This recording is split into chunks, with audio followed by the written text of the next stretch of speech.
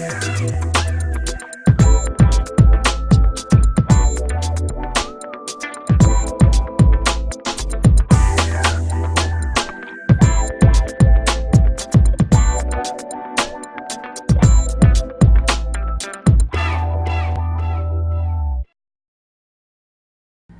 everyone and welcome to All About Health. My name is Vicky DeRosa and today my guest is Ariella Sarai. Welcome Ariella. Hi Vicky.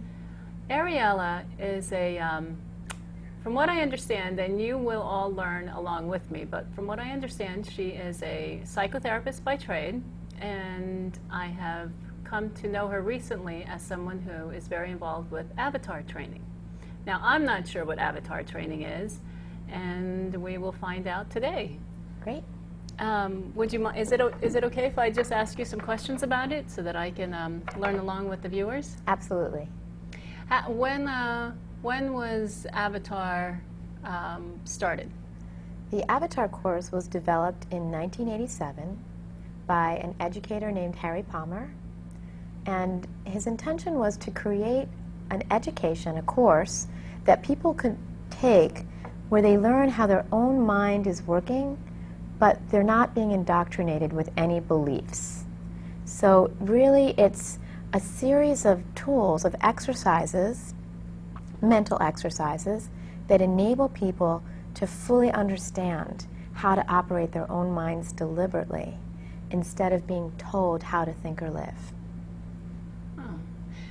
And what did he, what was his training prior to that? How did he come into that? Is that, I know that might not be relevant, I'm just curious. Yeah, I mean, I don't know his exact history, but what I do know is that he was an educator. He was teaching in the schools and was very interested in psychology, education, and spirituality. Okay. And what he did was synthesize the main principles of a lot of those different theories and put it into a program where people can experience the best of all of those things without having any doctrine or dogma around it. So it takes the essence of those teachings, and really I think the main thing that Avatar does is it enables people to live it, which is, you know, it's like there's a lot of great theories out there and, you know, wonderful things, wonderful books, wonderful programs, a lot of things. But for me particularly, I think the key is that Avatar enables you to take it from the page into your life and actually make the changes and live it. And so when you say it enables you, how does it enable? Can you take me through a little bit of the process of what the training is, as it were? Yep. So Avatar, it's a 9-day course, and it's a series of readings and exercises. It's very experiential. So each person does different exercises. I can give you some examples of those. Okay. So let's see. One would be if your attention is really stuck on something. We have an exercise called releasing fixed attention. And you would describe the issue that you're stuck on in detail, and you're coached one-on-one, and then you look at an object in the room and describe that in detail until your attention is off the stuck area, and you go back and forth and back and forth. Wait, so hold on for a second, because I want to make sure everybody understands this. Sure. So you're saying what do you mean when you say if your attention is stuck on, like if you're in a negative place, or if you're down, or if you're depressed, explain to me and the viewers what that would mean. That's a really good question. So ideally, in my experience, the ideal state for us to be in is a state of free attention. Free attention. Yeah, which means we're present, we're totally interested in what's happening in the present moment, we're not obsessing, we're not lost in the mind, we're not stuck in the past, we're not in worry. So all of those things are different forms of stuck attention. Okay. Now, stuck attention could be you have a decision to make and you're really worried about which choice to make. Now, it doesn't mean it's a bad thing. It just means you're kind of looping and you can't let go of it, and you've been thinking and thinking and you just don't know what's the right decision. Okay. That could be a form of stuck attention. Okay. Or it could be something's really upsetting you and you're not able to release it just by deciding to let it go. I mean, pretty much any time your attention is not free and you have it, it's like that feeling of, I mean, it feels like stuck attention, like you're involuntarily going, your mind is going around and around on something. I would say that is stuck attention. And so the exercise to get the person away from the stuck attention is what? You said focuses, you're in a room and you focus your attention on an object? Is that what you... Yeah. I know I'm backing up a little bit, but I want to understand and go slowly through it. So how does that work? That's a good question. Okay, so you would describe the area that you're really stuck on. So you would really, it's like honing in on exactly what you're worried about or thinking about and describing it in detail. Okay. And then once your attention is there, you select an object in the room and you describe the physical characteristics of the object till you're not thinking about the stuck attention. And then you go back again with a fresh eye and you describe where your stuck attention is at that moment or what you're worrying about or wondering about. And then you just select another object and describe that. And you continue to do that until you have a total release of your stuck attention, and that can mean sudden insight into the area, or the appearance of a solution, or an emotional release, or sometimes the whole situation just completely frees up and you have no interest in it anymore. I mean, it just depends what it is. But it's remarkable. That's one example of an exercise. It's remarkable how when you go in and out, it makes a big difference than if you just talk about it. Sometimes that can actually make the situation worse. Oh, absolutely. I could see that. Yeah. Don't they say if you want to make a decision, stop talking about it, because talking about it just makes you more confused and more worried and more stressed. So just step outside of it, right? Yeah, I mean, Sort of the exactly. You same can thing. feed the story or the situation sometimes if you don't come in and out. So exactly, that's one of the things they do. So that's one of the exercises. What are some of the, and you said the course is a 9-day course, and you actually are in a physical location for 9 days? Is that, okay. The courses are taught all over the world. Okay. And so the way it works is that a person who's interested in Avatar would contact a licensed Avatar master, Okay. and they would do a free introductory session. Because it's really important that they know exactly what it is and that it's a good match. And then after that, the 9-day courses, it can start with a weekend workshop, the first 2 days. If people want to start with that, that's fine. And some people just want to do the full course. They're at hotels around the country and really around the world. And the student goes with the master. So it's a lot of support, and it's very individual. So the student gets to work on exactly what they want to work on. So would you say that it is, Avatar training is for people who are, and I'm kind of, obviously, as everyone knows, I am actually legally blind. I have Leber's, I've talked to you about this, Leber's hereditary optic neuropathy. So I'm always looking for, and I've tried everything. I've tried regression therapy. I've tried all sorts of holistic approach. I've tried all sorts of approaches. So I'm always very interested in anything that I can try. Do you think that Avatar training is for people who perhaps are have an illness, or suffer from depression, or are just confused, or I know you're probably going to say that it's for everybody. Well, that's funny. It's actually not for everybody. Okay. And I think what I've noticed, I've been teaching Avatar for 12 years, and it's not really the particular issue that the person has or issues. In fact, a lot of people come to Avatar and are very happy and successful in their life. The common denominator of people who benefit from Avatar is that they want to move to their next level, whatever that is. And for some, I mean, I personally think there's always more growth. No matter how happy you are, there's always a next level. I mean, even if it's how can you be more in service to other people. Sure. And so that's what I find. There has to be a real motivation Now, of course, Avatar doesn't make any claims of healing any particular issue at all, but people can come to it with any intention to work through whatever they want, and they do get amazing results. It really depends. And what, if you don't mind if I ask, what was the, was there an aha moment? I mean, you practiced psychotherapy for quite a while, am I right? Yeah. Okay. And do you still do that? I don't do that anymore. Okay. And what kind of, what was your, how did you get introduced, or how did you get so interested to become a master trainer? Yeah, well, I was a therapist. Before I even heard about Avatar, I had been a psychotherapist for 11 years. And I was a pretty good psychotherapist. I mean, you have the voice for a psychotherapist, have you been told? I have been told that. I don't notice, but people do.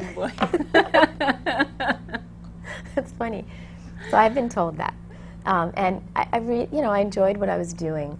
But two things were missing for me. One is I didn't see real, deep, lasting changes in the people I was working with. I mean, they would, make changes, get a divorce, or find a relationship. Of course there would be improvement, but I would find that they would keep coming back with essentially the same, what I refer to now as the same blueprint, belief blueprint, that it was creating their life situations. So, and eventually it would kind of revert back to that. So I had a sense, for my whole life, as long as I can remember, I've had a desire to find the best way to really help people. And so I wanted something more, and also, quite frankly, for myself, I wasn't living it. People would leave, and I'd shut the door, and I would be very anxious. I was controlling in my relationships. I was not happy. I had been through a very difficult divorce, so I was a single mom.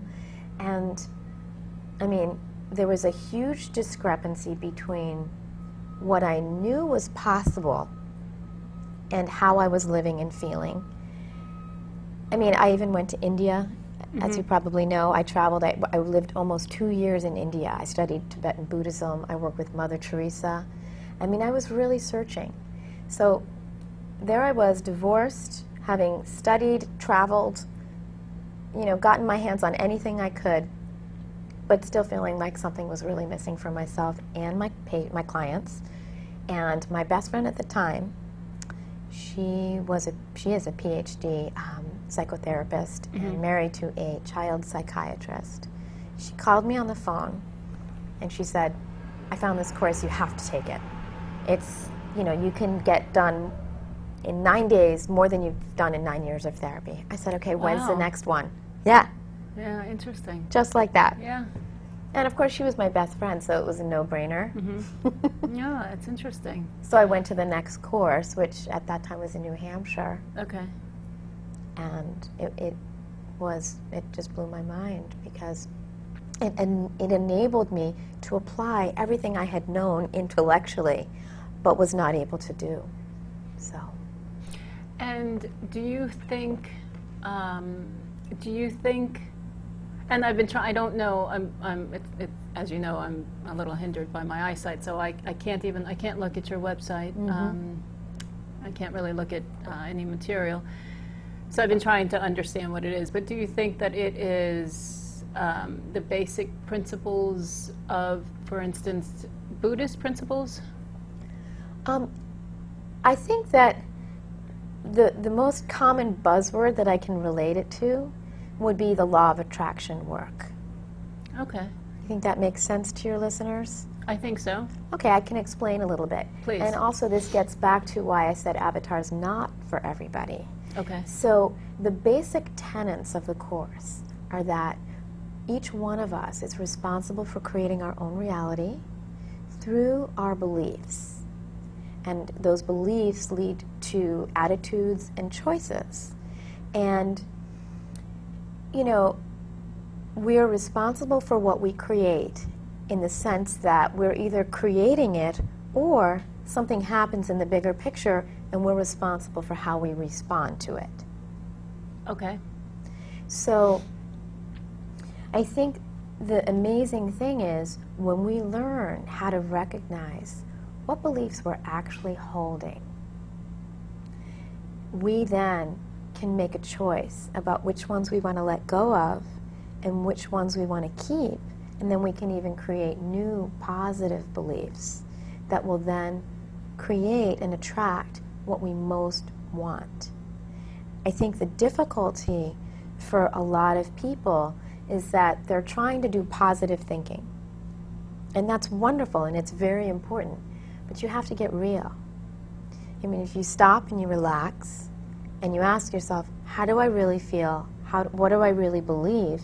And you're actually worried and you're stressed and you don't believe things are going to work out, that's going to be what you attract.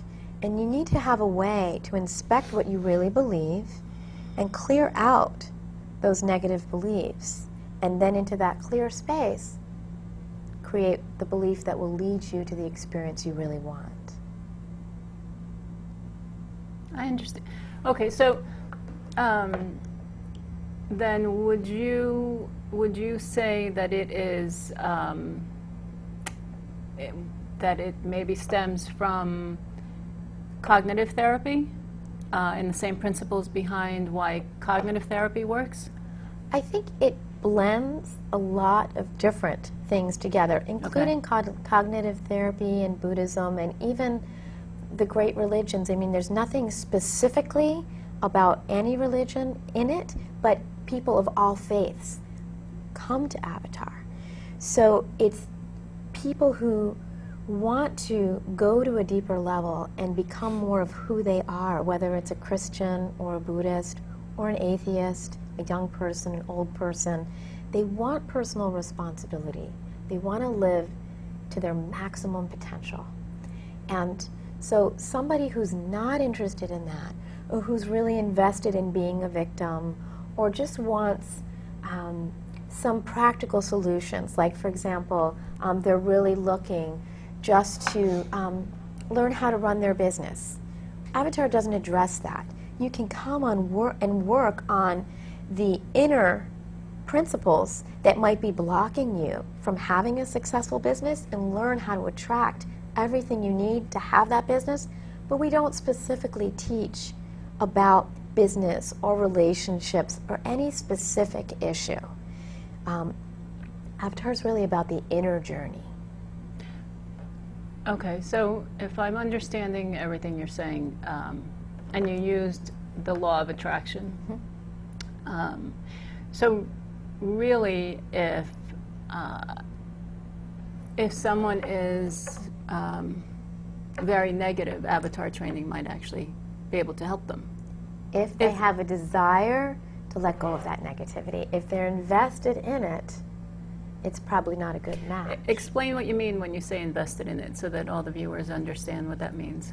Well, it's like, I remember in my therapy practice, there were people who just complained a lot and they weren't interested in actually shifting their patterns at the root and doing what it takes to let go of that and reset their minds to think differently.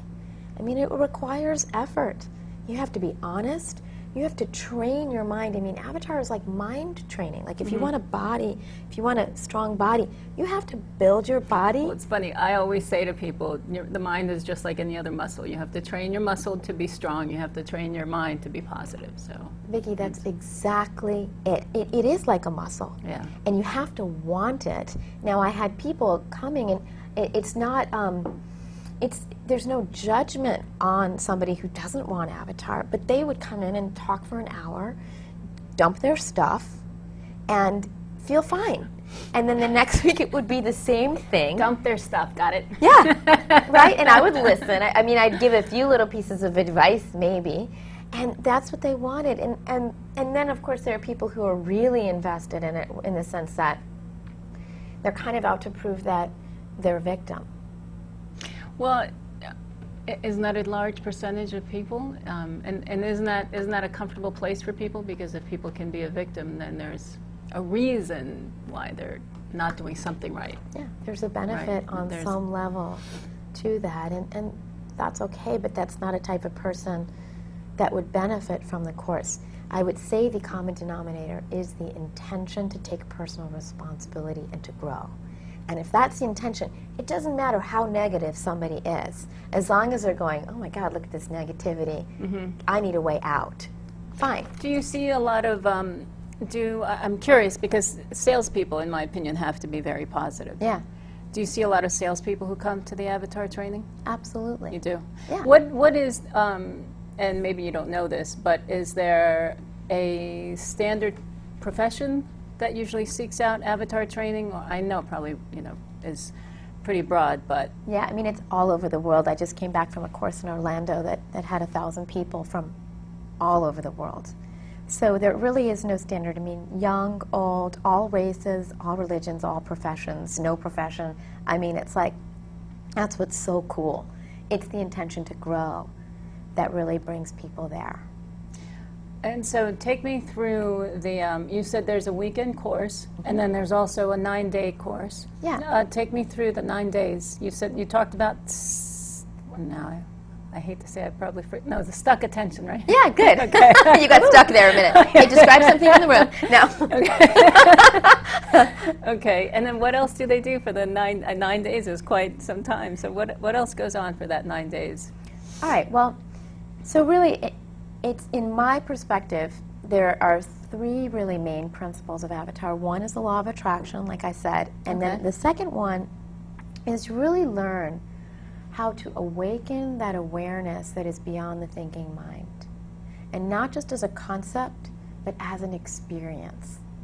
So, for example, if people have read Eckhart Tolle, it would be something similar to that, where you go beyond the mind and you experience a presence, a stillness, an awareness that is just remarkable. And you learn how to do that.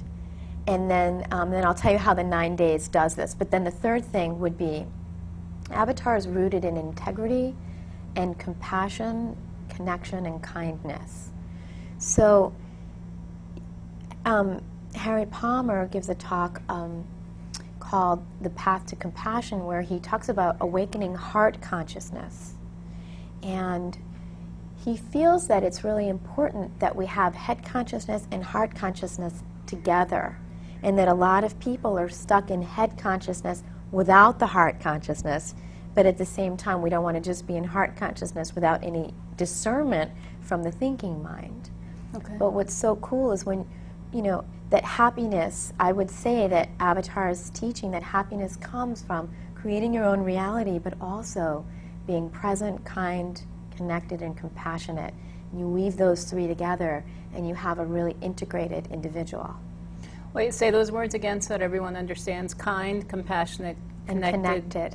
And then what was the fourth And then we one? have the law of attraction, so that teaches personal responsibility, that your beliefs are creating your reality, and it, you really learn how that works. So when you say, and you know what, I just realized we're going to run out of time in a couple of minutes. Okay. I would like you to hold up your book and then also let the viewers know what your website is in case they're interested. But would you mind if you came back and we did sort of a part 2? Because I have so many more questions and I'd like to find out more. Would that be okay if you came back? I would appreciate that. All right, well, why Thank don't you hold up your book and then also talk about your website. Okay, so this is Harry Palmer's newest book, and it is called The Avatar Path, The Way We Came. It just came out, so it's got a lot of incredible information, not just about Avatar, but about consciousness and awakening in general. So it's fabulous.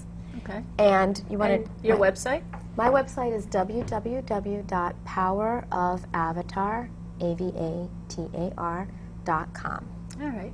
Well, thank you very much for being a guest on our show, and I hope you can come back and give us a part 2, as it were. This was great. Thank you. Thank you so much for having me, Vicky. Thanks. Thank you. Thank you, everyone. And that is all about health for today. If you would like to see more about our website, it is www.studiovhealth.com. Thanks again.